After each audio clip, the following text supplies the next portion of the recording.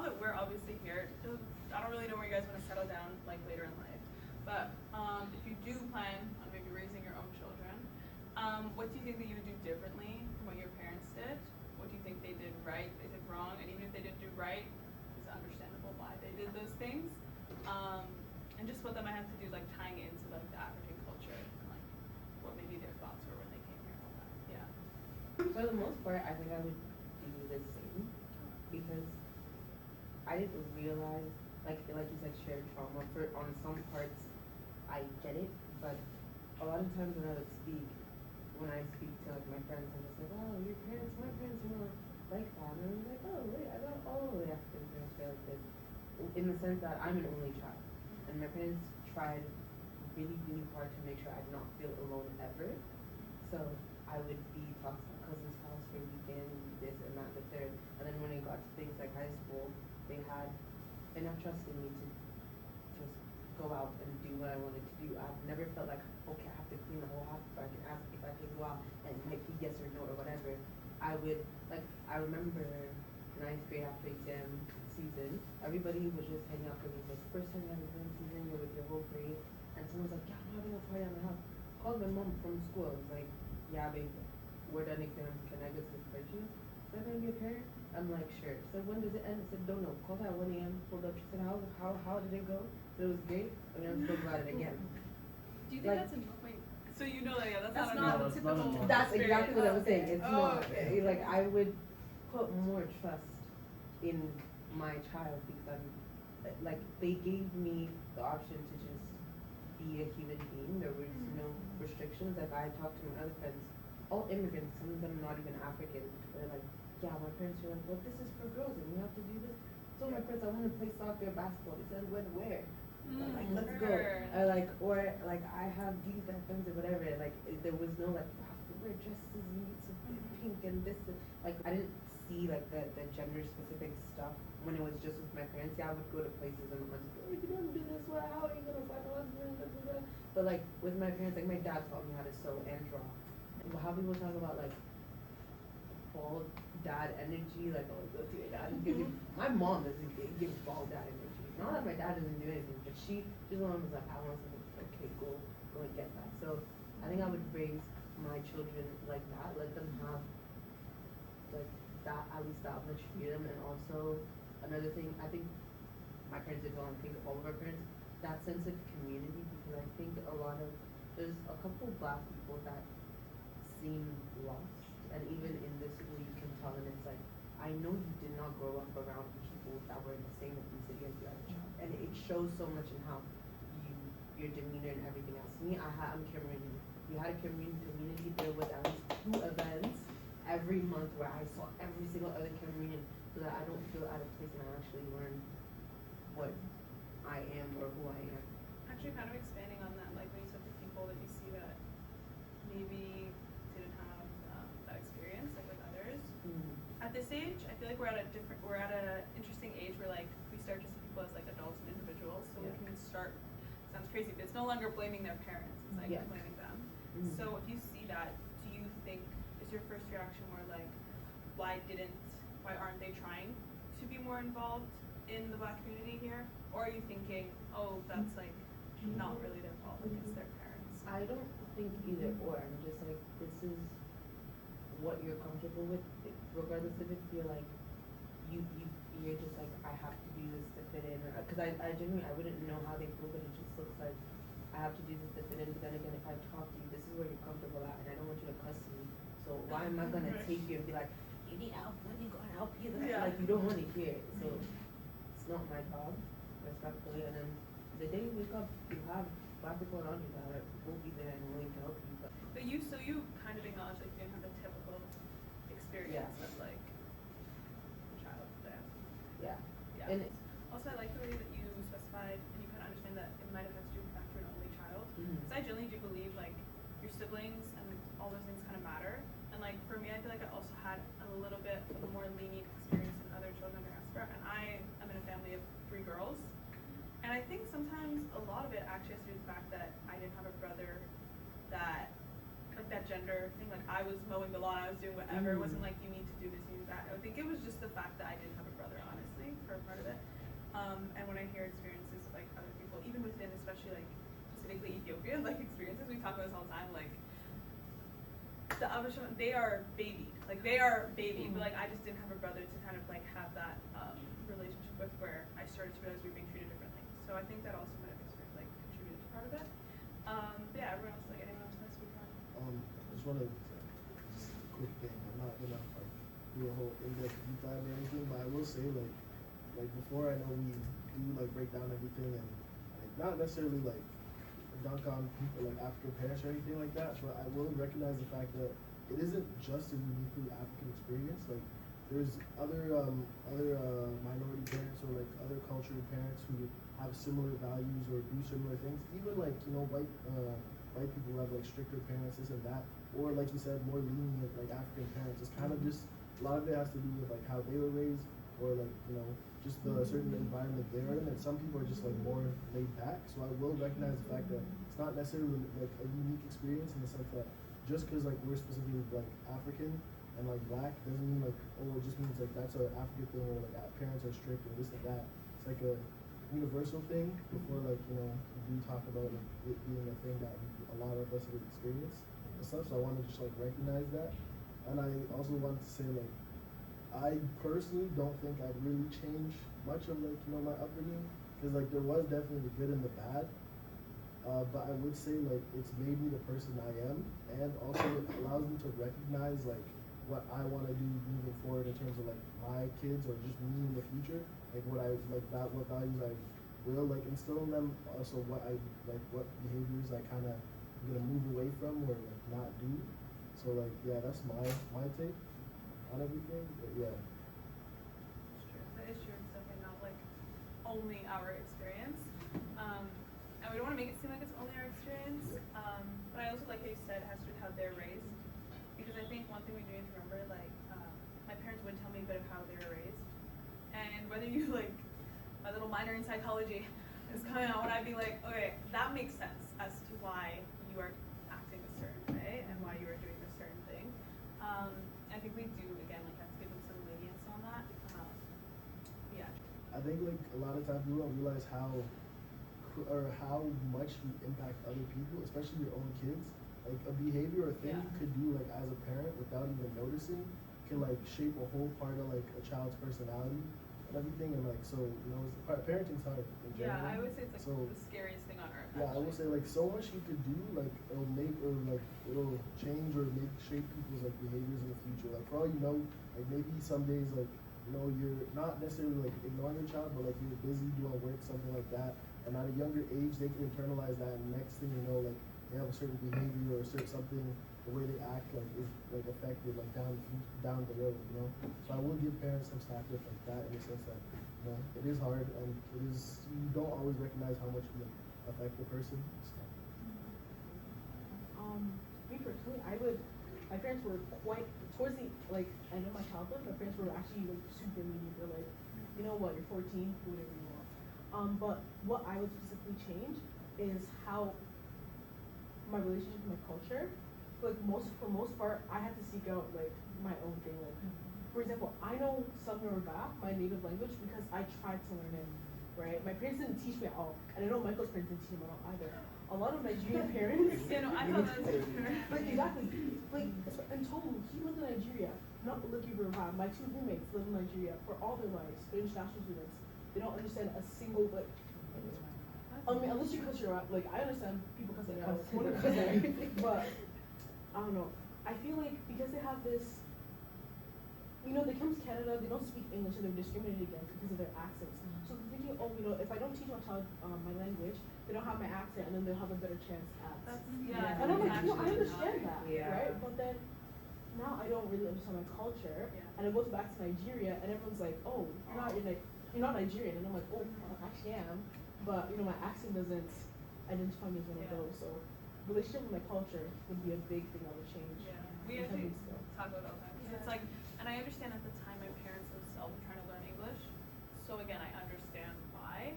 Because like they were literally singing lullabies to me in English, completely wrong, just because they themselves were trying to learn it. And I do think I came to love English a lot, like especially at a very young age. but I now I'm like I need to learn. I actually need to learn because otherwise my kids actually will not know. Yeah, I wanted to add to that. When I was little, I'd go to my parents and I'm like, can I learn? And the thing is, in my culture, if you have a child, the child needs to learn the dad's language because in Cameroon, essentially every city has their own dialect of the language. I mean, my dad has like how you would have English and dialects, my dad has like the main thing. And he didn't teach me, so I was like, I don't want to teach you mine and then be cussed out because they're just like, she took our child and she's trying to take her away from us or whatever because I spoke her language, not his. And I was like, both of you guys didn't teach me. Now what? And I went to them and I said, you guys realize that your language will die with me, right? Your kids, I'm the only child. My kids will not know. The whole entire thing will die with me. As much as like you were saying, like love English, I think I came to realize myself that it's just a lot of propaganda. Because honestly, when you look at like you travel and you look at different countries, you realize how boring and plain English actually is. It's honestly disgusting. Like also with the UK accent, or I speak with the Nigerian accent because but I also notice that language is a big part of culture. Like I know, well, because of research that I did that my parents didn't teach me, right? We don't have in Yoruba, we don't have her. We have O, right? And that's they. I guess that would be the English equivalent they. And it reflects in our culture, where before pre-colonialism, women and men were treated the same, right? And you know that, and you see that, I'm like, okay, you see our language reflects our culture, our values, our tradition. And you know, by losing our language and our parents not teaching us, we lose that part of ourselves. And we lose the culture, and then everything, like Yoruba is a dying language. Like Nigerians are leaving the country in an exponentially fast rate. It's like, yeah, look at him. Oh, sorry, I didn't. I don't really. Yeah, I go. I go. But like, you see what I'm trying to say? Like, our culture is dying out because we're not teaching our kids our language, like the very basis of it. I'm like, yeah, your kids like eat your jollof rice or a pounded MFO, like, but it's not the same, you know. But then we end up learning our culture from white people, right? Like oral traditions. I know that's a big part of a lot of African cultures, right?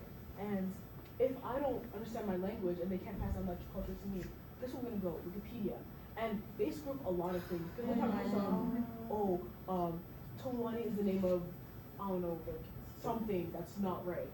A lot of times also doesn't help that African languages are not as easily accessible as other languages. Where I literally said the joke, I'm like, Amharic is actually a gay-kept language because the way that even songs, you cannot find a direct translation of its songs, even if you search it up. Like, and definitely like on Spotify, like all this like I'm great, I have the song on Spotify, but you will not find direct translation. You actually have to ask your parents, what does this mean? And like even for movies and stuff, like I love watching my movies, but only a few of them actually have like captions at the bottom. It's like, and it's not even on Duolingo. Like it's so much harder to learn those. It's less accessible. It's not hard to learn, just less accessible than other languages, which is also becomes another problem because not only does that not help other people who are not from that culture learn it, but also the people who are literally in that culture, it's like harder. Like, I was gonna say for me personally, I think it was less so of like discrimination. Well, definitely there was discrimination, don't get me wrong, but I think it was less so about like that and just wanting to teach me English first, and more so just about like kind of time and place. Because my mom did definitely like she's from Cameroon as well.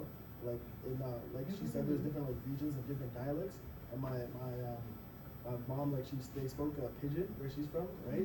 And like that like certain dialect and stuff, she definitely spoke it around us like while we were young. Obviously because we were like in North America, for the most part the main like language spoken around us it was English. Everything, so obviously and in school this is what you taught, this and that, so that's the language you like ended up picking up like the most. Everything is it just didn't end up being something you learn. Like as you get older, it's much harder to learn a language. Not that like you wouldn't want to and everything, but it's just a harder thing. And like it's kind of hard for like them to teach it because it's kind of more so a thing they just like grew up like knowing per se. But like a lot of other like cultures or countries, this and that, like there's so many different languages. Not only that, but like dialects of it, right?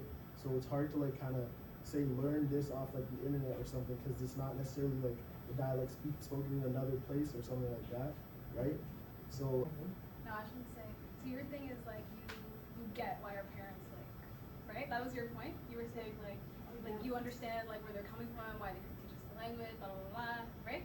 I don't. Me personally, I think my parents failed in teaching the language. Yeah. and But I'm you, very but like the upset. point is like you're saying like you Oh, get it. yeah, Like I can see where they're coming from. Yeah. Yeah, I don't see where they're coming from. Yeah, no, I hate my parents for that. Like you know, like yeah, like okay, discrimination, blah blah blah blah, whatever. But it's like, yeah, okay, we go to school, we learn English at home. Just speak, like force me to speak. It's that simple. From a young age, it's like I'm a baby. I'm like you can actually create me into anything. Why? Like now, look at me. Now at this big age, you can be like, I don't know why you don't speak the language. Oh Girl, my God, that's that's the the biggest biggest person person to say. I don't know why. What do you mean? I And mean, you know what took me out? I always say is my dad actually taught like, because he's not actually from the main region of Ethiopia. So the language he actually was speaking up was not Amharic. It's not a dialect. It's a completely different language. It is Gagana, which is a completely different language. He grew up speaking that. He moved to Addis, like the capital. He learned great, and then he came back home. He realized, okay, my little sister, who's way younger than him, like 10 years, doesn't know this language. He actually taught her. He then also proceeded to teach my mother's brother a lot of like Amharic, and I was like, okay, so you're capable even. It's not even like you. It's like I always say, just because someone can speak language doesn't mean they're a good teacher, but also like you said, if they could have just spoken to us When like you're a that. kid, Yeah. you just force me to speak back. Your brain can learn so much as a kid. It's so different now. And I was like, wow, it was a choice. It was just a choice. I was gonna say, So I don't feel okay, bad. for me it was like, you first talked about how learning it online or learning it from white people, and it's not good. My controversial take is, we also need to, because my dad told me this, which I don't know why I didn't understand that before, but Africa was not divided like the rest of them was divided. They came in, first people to discover Cameroon were I think Portuguese people. And we had a lot of and they named we had a lot of like seafood and and crabs, so they said like something camera or whatever because that was like their translation in their language. And then when we got taken over by UK, they divided Nigeria, the Cameroonian border. That's why you have some of you guys' tribe and some of you guys' language at the borders, and it changes, and that's the English part. And then they lost the war against French people, and they went, okay, y'all could just have Cameroon. Wait, so why do you think we have to learn it?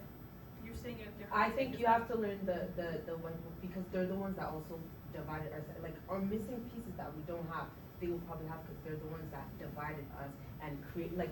I don't know how to get the background of it. Like, of course, the important information get it from us, but there's some parts that we don't even get because they came in and reconstructed stuff. You need to also get the information from them to get.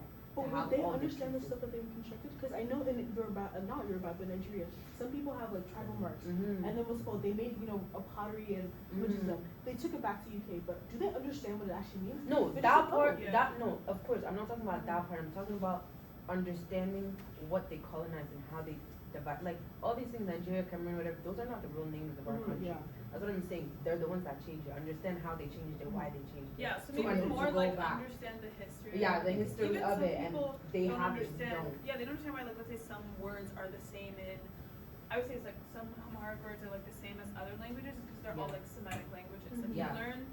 when you learn the roots, it helps. First of all, it's easier to learn the language, but also you understand the history of how it might have changed and like. Yeah, that's what I. Yeah, yeah. I didn't mean.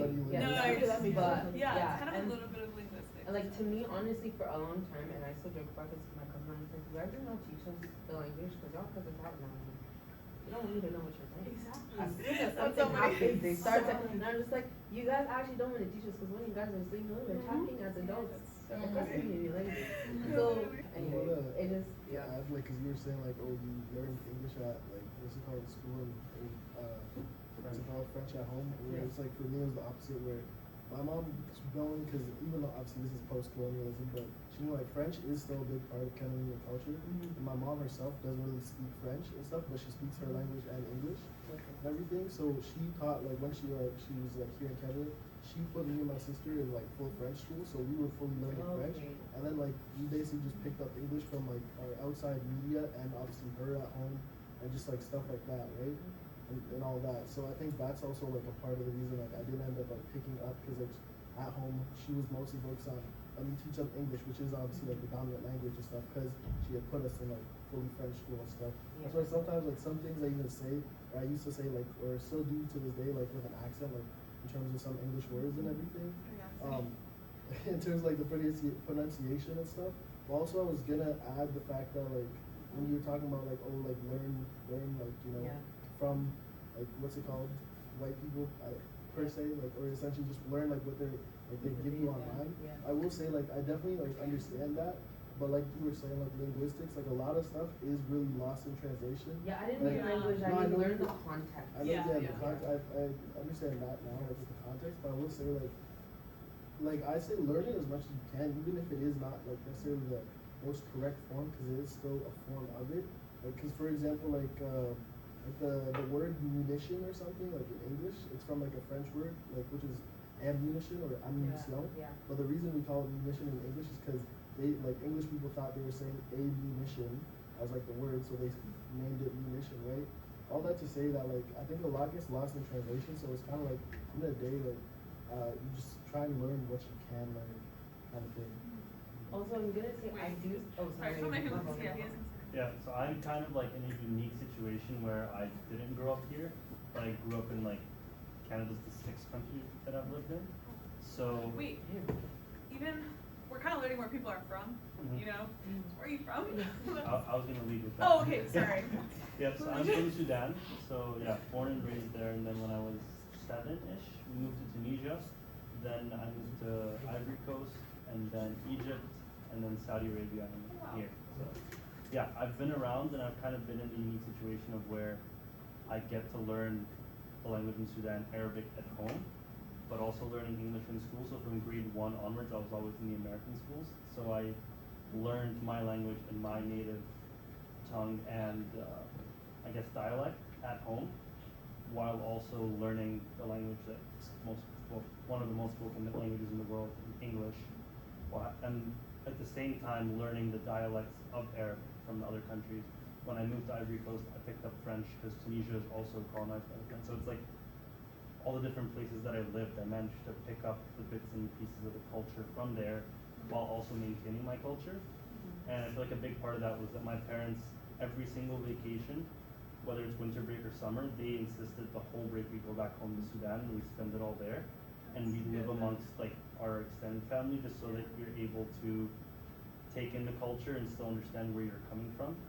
Like I still know like there's a war going on right now, but I could literally tell you exactly where my grandparents' house is, where I grew up, and everything. So it's definitely something that's doable. It does take a lot of effort, of course, to be at home and always just force the language on the kids, but I can reap the benefits of that now, where I can speak 4 or 5 different dialects of Arabic.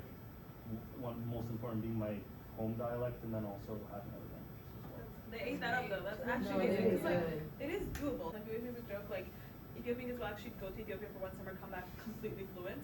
Like it actually is like they just need to immerse you in the culture, but it only works when they're that young usually. Like and when you're older, it is so much more of a like it's an Do it effort. yourself. Yeah, you have to actually because your brain is so ingrained to understand why a language like works a certain way. Like even again like as simple as like understanding that certain objects have genders in like other languages when that's not really a thing in English. It's like if your brain is so used to thinking that way, it's so hard for you to grasp that there's other ways that languages work. And I'm just like, all they had to do was really take me there for a summer. That's actually all they had to do, and they just didn't do that. Like, so. I think you guys have to give yourself grace with the whole, you're older, like it's hard. If you come in and learn going like that, it actually you will make it harder for yourself. Because I speak 2 languages, and I know that for me, when I spent like trying to learn Spanish, and then like after a week, I have picked up a lot more things, but it might be easier because I speak 2 languages, but give yourself grace. You're in university, having 5 courses, learning how many complicated things over, and you're like, oh, like, it's so hard because, no, you got it. Like, No, you can I need to do it. I actually learn. need to, It but will I'm not, like, I don't know. it will not be as hard as you think it will be. No, let me say like, because I've always stayed in Canada for like 1.5 years, so I'm like, I learned English, like my whole family learned on like Scrabble and all those stuff, so I mostly learned Yoruba being around my grandma because she doesn't speak English at all. But my parents, they raised us up on English and everything, so it's not necessarily being back in Nigeria that will help you to understand language better. Because like, even just learning my language, I learned it from movies, Yoruba movies, everything, but I also speak Yoruba, so yeah. No, I speak, but like my sister speak, I learned from my sister, so that's how I do it. excruciating you for no reason. Yeah, no. So I was gonna say, so I'm Ghanaian, and so as a little kid, my parents sent me to a Ghanaian woman to like take care of me, like babysit me, and she only spoke Ghanaian. Well, the language is Tree, so she only spoke that. So whether I understood it or not, I was gonna have to learn it or understand it. So eventually, like I picked up on what she was saying, but I just couldn't say it back. But then when I come home, my parents would speak English, so now it's confusing me. Like, what am I supposed to learn? Then like one time, my mom took me to Ghana when I was like 6, and my grandma and all my aunts, they didn't know how to speak English, or they could speak it a little bit. So my grandma would just speak Tree to me. So then I learned it, and I could speak it back too. Then when I came, I was speaking it. Then like a few months after, I started speaking English again. And I was So you've actually been through it. and so like it was a lot. And then I remember like maybe like a few years, maybe like 3 years ago, I was like, I wanted to get more into my culture because I didn't really have it, because I was more Canadian now. So I'm like asking my parents things like, oh, like how do you say this? How do you say this? Can you start speaking to me and let me speak to you back? And teach me like how to say it properly. So then like maybe like the first week they're like, okay, say this, say that. Then after like I tried, then a week later they stopped. My parents do that too. Like, I they just just start asked laughing at 500 me. times. Yeah. The laughing. Oh, God. The laughing. It's like how I'm asking you, I'm gonna like, please teach me. And first of all, after 30 minutes, I'm not even kidding, 30 minutes to an hour, my parents forget and they start talking to me in English again. But the way that they actually laugh when it's Imagine like, how we spoke English. Oh my god! Imagine every time. And it's so crazy. Even if I say, even if I like give them a little correction, my mom would. Yeah. Oh my god! She would actually be like she would throw a fit. It would be crazy. So I'm like, why are you laughing? Yeah. Oh my god. Right now, I put you in this was all That exact thing. Because Oh my you like god. correct your parents, and then they're like, "Well, you understood what I was trying to say." Oh. It's like, well, like, The same goes. like if the roles were reversed, you'd be like trying to teach me how to like properly say something. Yeah. Like, no offense to you, I'm not trying to offend you, but you know, I'm just trying to. I always say, I'm just like, you work in English. You can't go to the office and say. Yeah, that's what I'm things like saying. You can't be I'm really. just gonna say I have a little bit of grace for my parents because they're from two like completely opposite cultures. So my mom's from Guinea and my dad's from Congo, and they both speak different languages, and the common language is French. They didn't teach me that. They sent me to French extended school, so not immersion. So I didn't really learn Did they French send you from a young age or like high school? from middle school. Okay, that's why. Because I feel like you gotta like make a what's it called for French or just like most languages. I feel like you have to make a basis in like when they're younger, and then like they can like Yeah. or it'll work better to be like extended like on the side when they're older kind of thing. Just Yeah. But they both were also learning English, so they were, and if they speak in French, they're speaking to each other like in private, secret. Like we're not supposed to know what they're saying. So I mean, it was like they low-key gatekeep that. And then, but I will say, like, with sending your kids back, I feel like that makes a massive difference. Like in at least my mom's culture, people send their kids like from like 3 years old to like 6 years old. For like they just stay there, and then they'll come back, and they just have so much more like culture just to start with, to continue with.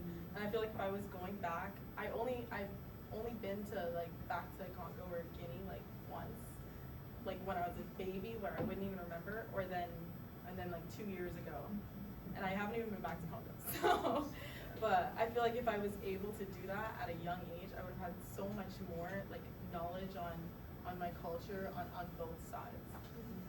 And what annoys me about this problem, I feel like it's uniquely African. So I live in Brampton, right? And there's a lot of Indians there.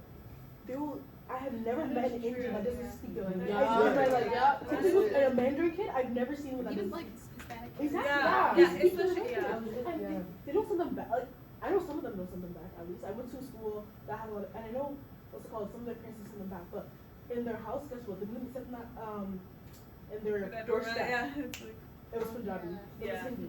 When my parents would look at me, I say, "Oh, I got some ma," and then they'll start laughing with their friends. do you think some of that has to stem with, again, like the whole colonialism and like the whole trauma of just trying to come here for the American dream, but like better life? Yeah. Because even like the whole not going back or not sending us back, again, now when we meet people who are so international. Like you're like an example of that. And I've met a lot of people who are Ethiopian, but like that, the same. Like so many people are international and they've like been at these different places. And my own cousins, like they went to international school in Ethiopia, so they know English, but they also have all of the Ethiopian culture. It's like, I don't know if maybe that stems from my parents just like thinking that, oh, you come here for a better life, why would I ever go back? Why would I ever send my kids back? And I think it's yeah.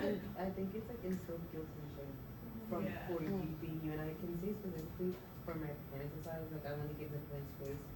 They went from Cameroon to Europe, France and Germany. The most racist, like y'all think America's bad? Pull up to Germany anytime. Like Germany and France, they are so racist. It's actually a little bit insane. But like because it's in your face, you know, I can avoid this, I can avoid this. When Americans kind of put it in between everything. I'll say, but I will say, But- I feel like when you're saying it's worse, it like that may be necessarily somewhat true, but I feel like the difference is America, like they kind of, some people to a certain point, they hold themselves accountable. So racism is more frowned upon, right? And it's more overt, so it's like more catchable. But like in other places, like you said, like Europe, it's very, very like a lot of like stacked up microaggressions that like just inconvenience. Not even It's not just inconvenience. microaggressions, Like, though. I know there's like definitely overt stuff. Yeah. I'm saying like it's much more like not called out kind of stuff. Yeah, it's not because who are you gonna tell?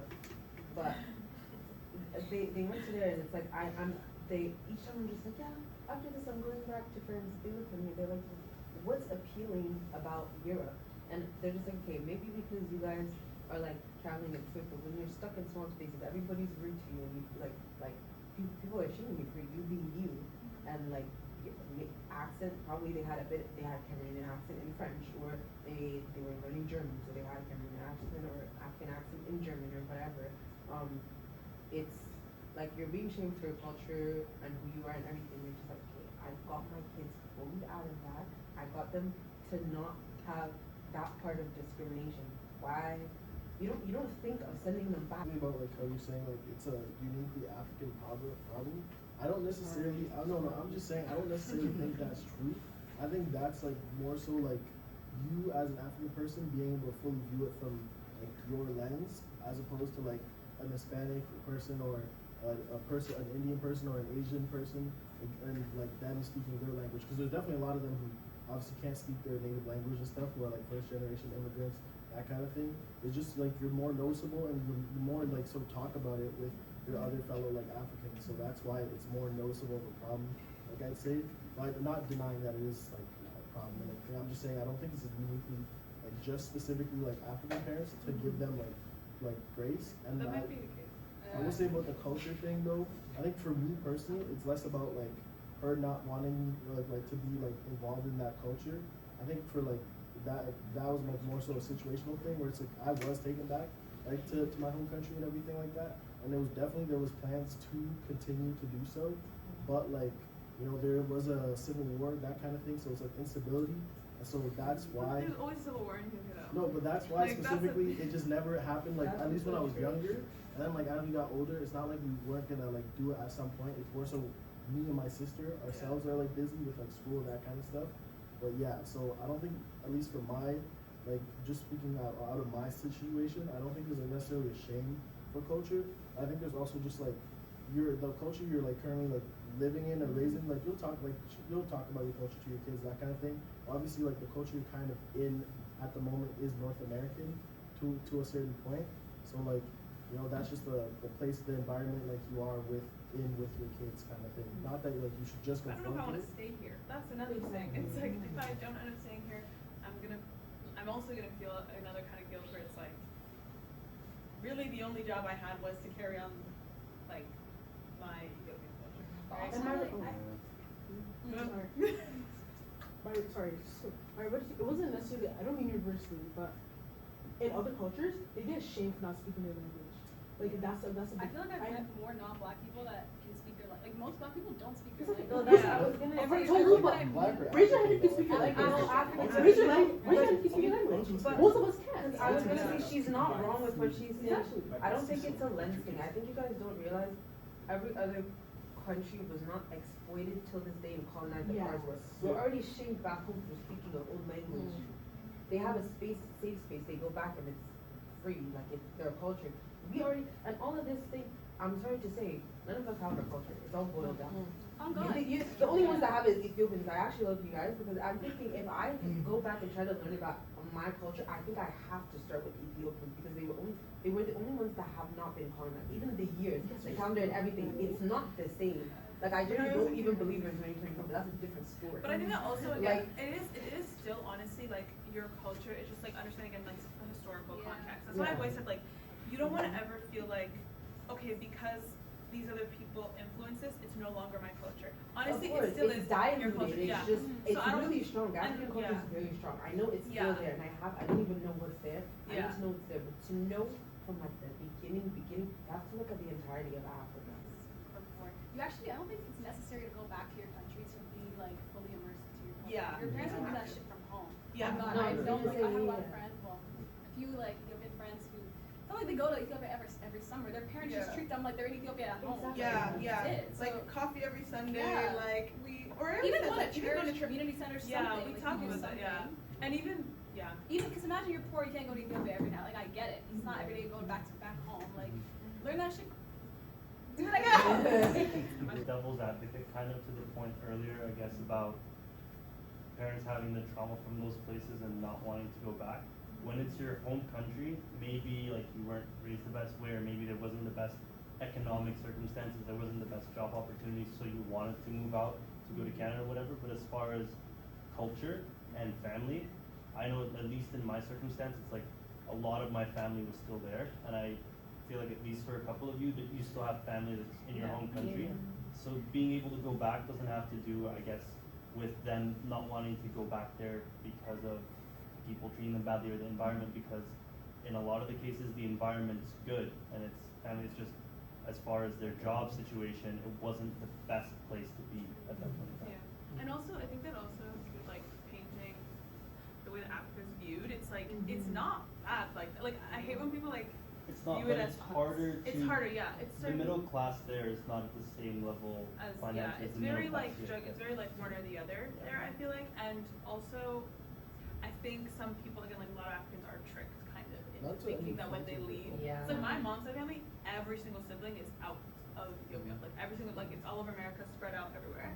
My dad's side family, every single person is in Ethiopia. So it's like literally, if I were to go back home. Honestly, everyone has to do a trip to like go there to like see each other, but I think they all like as they spend time here over time, they're starting to go back home more often because they're realizing that was just the way they were, like again at that time whatever was going on there was like we're raised, but it doesn't necessarily mean that living in Ethiopia. Like now my parents are at the point where they're like when I retire I want to go back to Ethiopia and like chill there because it's like they realize that was just their own specific situation, and I don't want anyone again who's watching to think like okay, Africa is a bad place people are trying to escape from. It's like it's really not. It's like again, it just has to do with like the economy kind of and like other things. But like also to no fault of their own, obviously a lot of African countries don't have the best economical structure. Not saying that they're poor, but there's a huge divide between people with money and people without. So that's what creates like the whole separation, and a lot of people who are like you said, the middle class or even lower tend to like leave to get into a better economic situation, like, and they like they might choose to like move back because now they're but in a that's better after because place. they're in a better That's more not even move back, just go back to I think for African parents, and it might be because of seeing poverty, either poverty or being in a really rich area in front of your face day in and day out, are so like under the chokehold of you need to make money, you need to get a good job to have a good life. To them, those are equated, and they appreciate and like love everything they have around us, but to them it was like okay, there's no way in hell my child is struggling. The biggest difference I think actually what's going to happen is here success is not, it's not just like these 3 jobs. That's what and I think it's not lawyer, doctor, engineer. It's actually not.